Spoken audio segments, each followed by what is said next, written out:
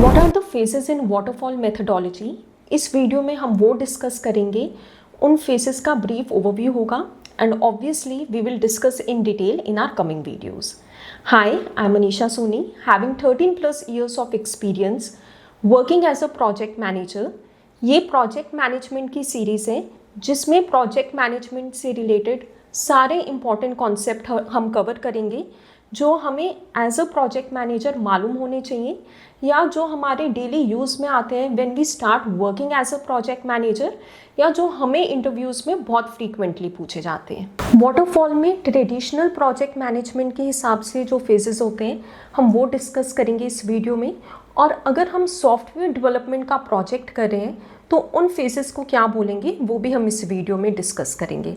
हम दोनों इसलिए डिस्कस करेंगे क्योंकि कहीं जगह आज भी ट्रेडिशनल प्रोजेक्ट मैनेजमेंट के फेजेस के हिसाब से प्रोजेक्ट्स रन होते हैं। So let's get started. Traditional project management के हिसाब से सबसे पहला फेज होता है इनिशिएशन फेज। इस फेज में हम अपने की स्टेक होल्डर्स आइडेंटिफाई करते हैं और प्रोजेक्ट चार्टर क्रिएट करते हैं। अब प्रोजेक्ट चार्टर क्या होता है? प्रोजेक्ट चार्टर एक ऐसा डॉक्यूमेंट है जिसमें प्रोजेक्ट के objective, high level scope, tentative timelines, cost, high level risk, assumption सब डिफाइन होते हैं। इसे अक्सर प्रोजेक्ट मैनेजर क्रिएट करता है with the help of project sponsor. इसको डिफाइन करने के बाद हमें इस पे अप्रूवल्स चाहिए होते हैं। जनरली इसको प्रोजेक्ट स्पॉन्सर अप्रूव करता है, लेकिन डिपेंडिंग अपॉन द ऑर्गेनाइजेशन कभी फंक्शनल हेड या डिपार्टमेंटल हेड इस डॉक्यूमेंट को अप्रूव कर रहे होते हैं। हमें इसमें उन लोगों के अप्रूवल्स की ज़रूरत होती है जो प्रोजेक्ट को स्पॉन्सर कर रहे होते हैं या जो उस प्रोजेक्ट की ओनरशिप रखते हैं या जो उस प्रोजेक्ट के लिए अकाउंटेबल होते हैं।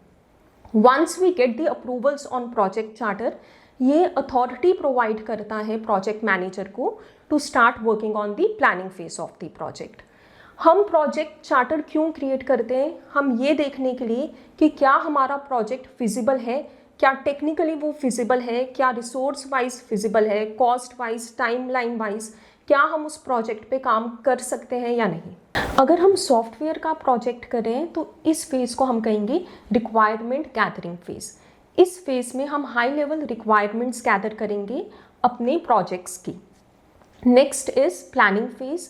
प्लानिंग फेज में क्या होता है? इसमें हम डिटेल में प्लानिंग करते हैं अपने स्कोप की, बजट की, टाइमलाइंस की, रिसोर्सेज को एलोकेट करते हैं, आइडेंटिफाई करते हैं रिस्क इश्यूज उस प्रोजेक्ट से रिलेटेड, एंड मोस्ट इम्पॉर्टेंटली जो हम करते हैं वो हम अपना WBS क्रिएट करते हैं प्लानिंग फेज में।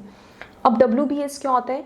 WBS को we will discuss in detail, लेकिन अभी के लिए WBS होता है कि जब हम अपने प्रोजेक्ट को स्मॉलर कंपोनेंट्स में ब्रेक डाउन करते हैं ताकि हमें उसके टास्क और डिलीवरेबल्स पता चल जाएं, उसको हम वर्क ब्रेक डाउन स्ट्रक्चर या WBS कहते हैं। अगर हम सॉफ्टवेयर का प्रोजेक्ट कर रहे हैं तो इसमें इस फेज को क्या बोलेंगे? Design phase. इसमें हम अपने स्टेक होल्डर से डिटेल में उस प्रोडक्ट की या सॉफ्टवेयर की रिक्वायरमेंट्स गैदर करते हैं, प्लान क्रिएट करते हैं, डॉक्यूमेंट क्रिएट करते हैं जिसमें हम उनको ये बताते हैं कि क्या क्रिएट होगा, कैसे क्रिएट होगा। High level design document HLD and low level design document LLD इस फेज में हम क्रिएट करते हैं। ट्रेडिशनल प्रोजेक्ट मैनेजमेंट के हिसाब से जो थर्ड फेज होता है वो होता है एग्जीक्यूशन फेज। जो भी हमने प्लान किया होता है प्लानिंग फेज में, इस फेज में हम उसको एग्जीक्यूट करते हैं। एक्चुअल वर्क इसी फेज में हमारा स्टार्ट होता है।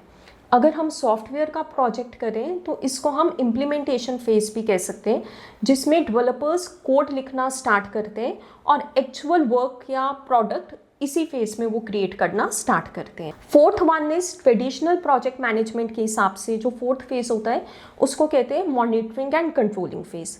इस फेज में हम चेक कर रहे होते हैं कि जैसे हमने अपना प्रोजेक्ट प्लान किया था क्या वो उस हिसाब से एग्जीक्यूट हो रहा है या नहीं एग्जीक्यूट हो रहा। अगर वो उस हिसाब से एग्जीक्यूट नहीं हो रहा तो हमें क्या एक्शंस लेने हैं। और अगर हम सॉफ्टवेयर का प्रोजेक्ट करें तो इस फेज को हम क्या बोलेंगे? Testing phase. जो भी हमने एग्जीक्यूट किया है, जो भी हमने प्रोडक्ट रेडी किया है, उसकी हम इस फेज में टेस्टिंग स्टार्ट करते हैं।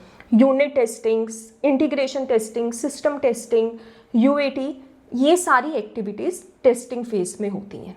ट्रेडिशनल प्रोजेक्ट मैनेजमेंट के हिसाब से जो लास्ट फेज होता है वो होता है क्लोजिंग फेज। इस फेज में हम फाइनल हैंड ओवर देते हैं, फॉर्मल एक्सेप्टेंस लेते हैं अपनी डिलीवरेबल्स की स्टेक होल्डर से, रिसोर्स रिलीज करते हैं जो हमारे प्रोजेक्ट में काम कर रहे होते हैं, और लेसन लर्नड सेशन कंडक्ट करते हैं, डॉक्यूमेंट क्रिएट करते हैं। लेसन लर्नड क्या होता है? लेसन लर्न डॉक्यूमेंट होता है कि हमें ये देखना होता है कि प्रोजेक्ट पे काम करते हुए क्या सही गया, क्या सही नहीं गया, या क्या इम्प्रूव हो सकता था। लेसन लर्न की टेक अवे होता है हमारा प्रोजेक्ट से, और ये हमारे फ्यूचर प्रोजेक्ट्स को इम्प्रूव करने में हेल्प करता है। अगर हम लास्ट फेज देखें सॉफ्टवेयर डेवलपमेंट के लिए, तो उसको हम कहेंगे deployment and maintenance and support phase. Deployment phase में क्या होता है कि हम अपना फाइनल प्रोडक्ट या सॉफ्टवेयर डिप्लॉय करते हैं प्रोडक्शन इन्वायरमेंट में, ताकि उसको एंड यूजर्स यूज कर सके। मेंटेनेंस एंड सपोर्ट में हम मॉनिटर करते हैं सिस्टम की परफॉर्मेंस और सपोर्ट प्रोवाइड करते हैं अगर कोई इशू आ रहा हो उस प्रोडक्ट में या सॉफ्टवेयर में। एक बार ये रिवीजन के लिए, ट्रेडिशनल प्रोजेक्ट मैनेजमेंट के हिसाब से 5 फेजेस होते हैं: initiation, planning, execution, monitoring and controlling and closing phase. हम सॉफ्टवेयर का प्रोजेक्ट करें तो वहाँ पे फेजेस के क्या नाम होंगे? फर्स्ट होगा रिक्वायरमेंट गैदरिंग फेज, सेकंड होगा डिज़ाइन फेज, थर्ड होगा implementation phase, fourth is testing phase, fifth is deployment phase, and the last is maintenance and support phase.